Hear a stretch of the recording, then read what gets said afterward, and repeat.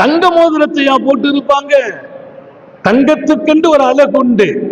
அந்த அழகை ரசித்தவங்க. அது அழகுதான் ஆண்களுக்கும். அதனாலதான் அல்லாஹ் மறுமையில் ஆண்களுக்கு கூட தங்க ஆபரணங்கள் உண்டு என்று அறிவித்தான். தங்க காப்புகள் ஆண்களின் கரங்களில் போடப்படும் என்று அல்லாமா காதி பைலாவி தஃசீரின் விளக்கம் தருவார். ஆண்களின் கைகளிலும் தங்க காப்புகள். தங்கத்துக்கு அழகுண்டு, அலங்காரம் உண்டு. ஆனால் இங்கே ஆண்களுக்கு அனுமதி இல்லை. காரணத்தை தாண்டி அல்லாஹ்வும் ரசூலும் சொன்னார்களா, தூக்கி வீசிடணும். ஒரு காரணமும் படிச்சேன். எங்க ஆண்களுக்கு தங்கம் போடக்கூடாது?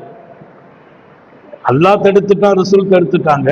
ஒரு காரணத்தை நம்ம சூஃபியாக்கள் மாத்திரம் அல்ல, இன்றைய அறிவியல் உலகம் பெண்களின் பக்குவத்திற்கு தங்கம் பொருத்தம், அவர்களின் பலகீனத்திற்கு பெண் தங்கம் அழகு, ஆண்களுக்கு தங்கம் பலகீனம் என்றார்கள்.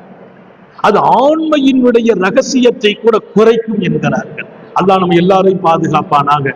உங்க பிள்ளைங்களுக்கு 2 வயசு 1 வயசு பேர் வைக்கிறோம், கொஞ்சம் அழகா இருக்கட்டும் என்று தங்கத்தை போட்டுலாம் அழகு பார்க்க வேண்டாம். கை குழந்தைகளுக்கு கூட ஆண்மகனுக்கு தங்கத்தை அணிவித்து அழகு பார்க்காதீர்கள். ஏதாவது வெள்ளிய போட்டு அழகு பாருங்க. எப்ப அல்லாஹ் தடுத்து விட்டானோ, ஹபீபு நாயகம் தடுத்தார்களோ, அது எனக்கென்ன என் பிள்ளைகளுக்கென்ன, இரண்டிலும் அன்னலாரே இங்கே முக்கியம். அதில் அழகு இல்லை என் பிள்ளைக்கு, மறுமைதான் அது அழகானது.